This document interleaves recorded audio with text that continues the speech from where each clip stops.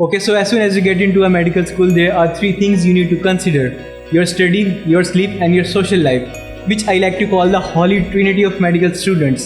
Some students take great interest in socializing and building their social presence. On the other hand, some students don't socialize much at all, and some students almost lie in the middle. Having this insight in mind, let's jump into some tips and advices for your medical school journey. Let's get started.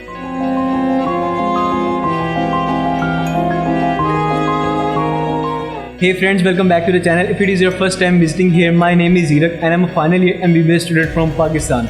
So the first tip is to understand different types of learning and explore different learning strategies.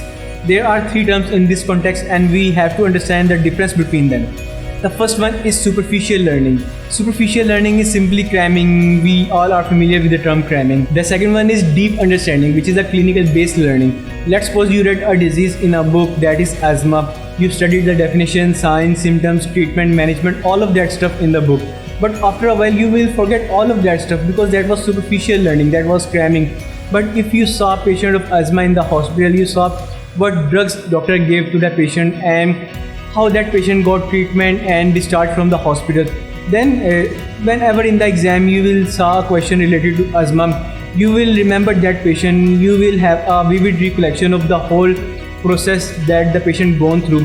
So it is called as clinical based deep understanding. And the third type of learning is strategic learning, which is an analytical narrow based study that you do at the end of semester or in your prof season, in which you are analyzing that how many questions will be asked from which chapter and how much time you allocate to which chapter, and you are studying according to your exam pattern and to pass the exam. So all in all, you really want to focus more on your deeper understanding and strategic learning at the end of your semester and spend less time in your superficial learning.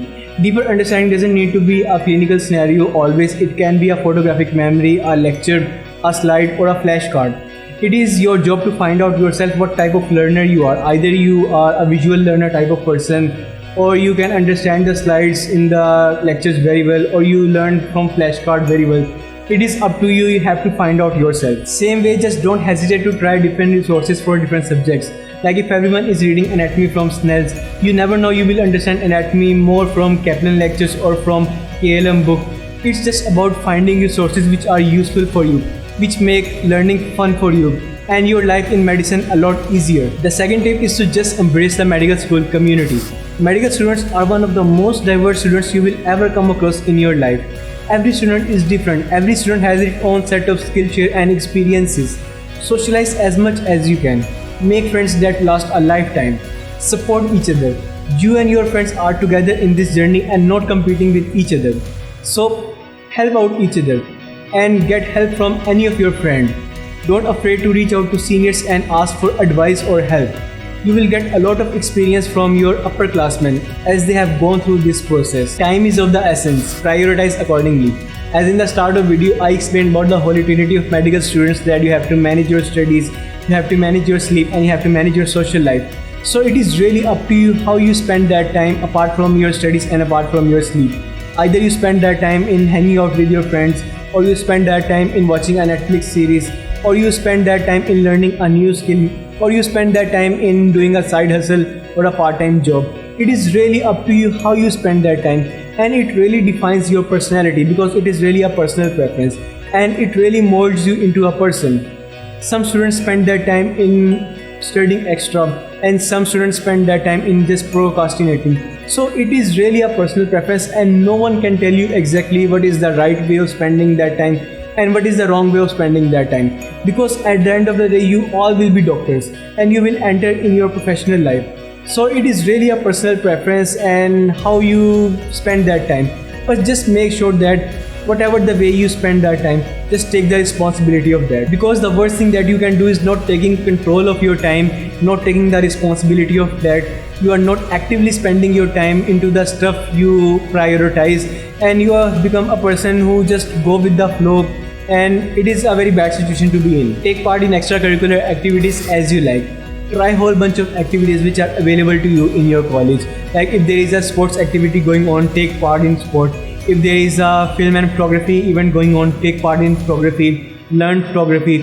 If there is a literature event going on, take part in literature. Or if there is a debate event going on, take part in debate. Every medical school have different societies for different types of hobbies.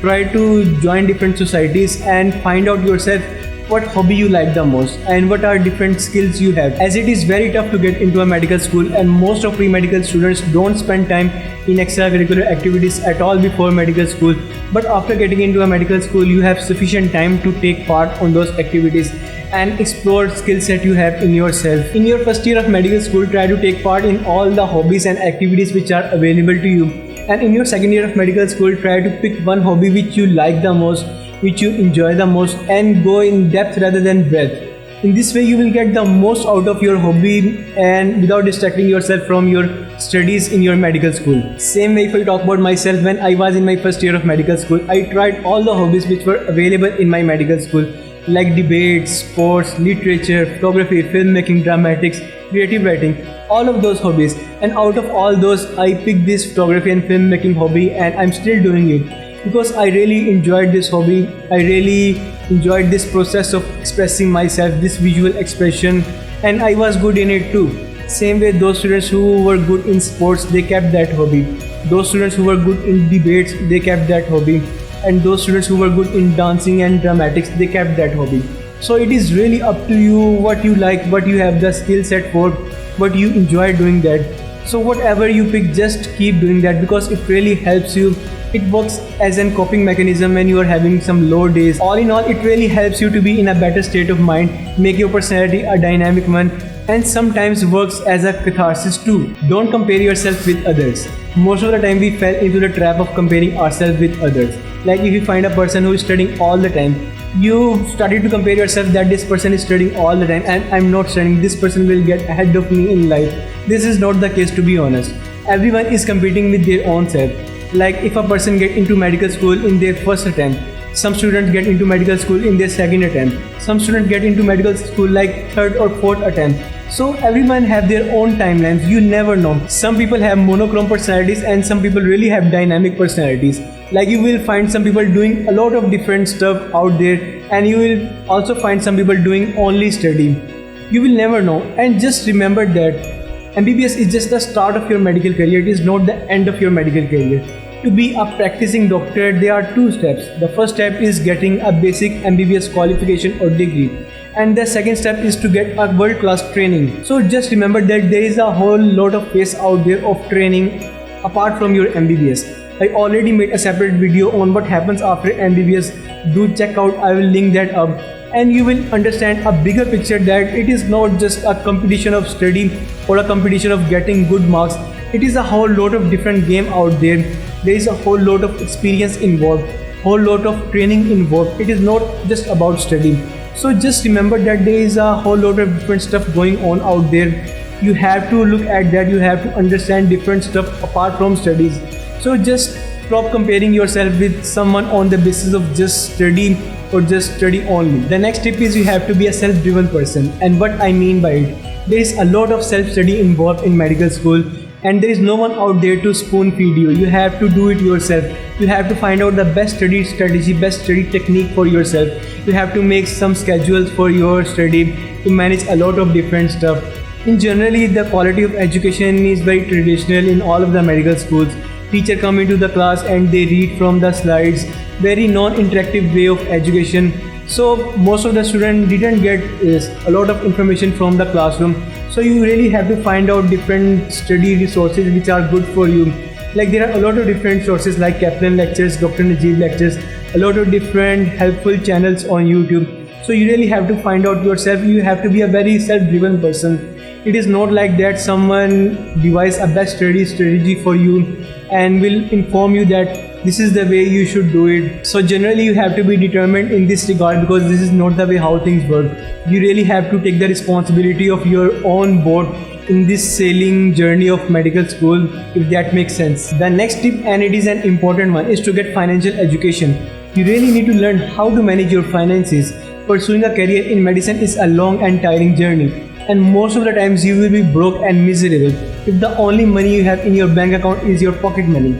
Doing anything else along with medicine is very difficult, but if somehow you can able to monetize your hobby or if you can start a side hustle, you should do it.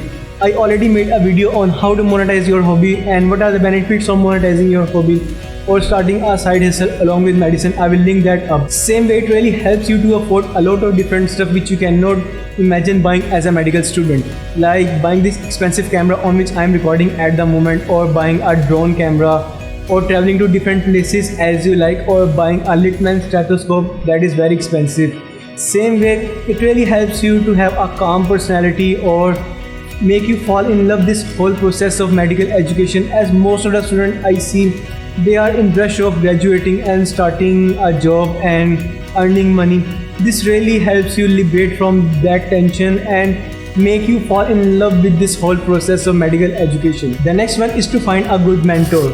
We all need mentors in our life, either if it is about deciding a particular specialty to go in or to devise an exam strategy to follow.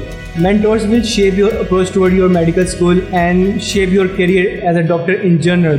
They offer useful guidance and they tell you what to prioritize and what not to prioritize in your medical school, and show you different resources and angles about a particular subject, so you can make a well-informed and conscious decision about your future and about your different matters in general. There is no single best way to find a good mentor. For some people, their upperclassmen work as a mentor. For some people, there is a professor of a particular specialty that work as a mentor. So it really varies from person to person, but in generally, a little bit of courage in reaching out to people and asking them if they can offer their mentorship, and a little bit of work, just do the work. Just make sure you respect the time of your mentor and maintain integrity, and you are good to go. Be careful with the inputs and resources you use in medical school. Like if you spend a lot of time watching memes on Facebook, your thinking process will automatically shift towards creating them, and you start to take every aspect of your life as a job. It will work as a coping mechanism for every of your problem instead of actively solving them. Same way, if you watch a lot of political news on Facebook in which opposing parties are competing with each other, or you find people fighting on Facebook posts with each other, you are reading a lot of those comments. So it will make you angry, intolerant and self-righteous type of person. Same way, if you follow a person or you are friend with a person who put a lot of depressing content out there, so it automatically affects your way of thinking and makes you sad. It is very commonly said that you are an average of the 5 people you surround yourself with. So you really want to filter out and really want to control what type of stimuli you want to expose yourself with and what type of stimuli you want to filter out. You really have to be very cautious about that. And that takes us to the last one, which is to create a healthy environment where you and your friends bring each other up. Medical students are very diverse people. So if you came across a very interesting and cool thing, just share it with your friend. Or if you prepared a topic very well from multiple books, try to teach that topic to your friend. Include your friends in your happiness. Try to celebrate birthdays of your friends and hang out with your friends. Try to create memories that last a lifetime. Your life in medical school is the golden period of your life, and it will never come again. So make the most out of it and enjoy it to the fullest. Leave no regrets. And by saying this, that pretty much concludes this video. Hope you find this video useful and it add values to your life. If it did, share it with your friend and subscribe to the channel. Thank you for watching, and I'll see you in the next one. Bye bye.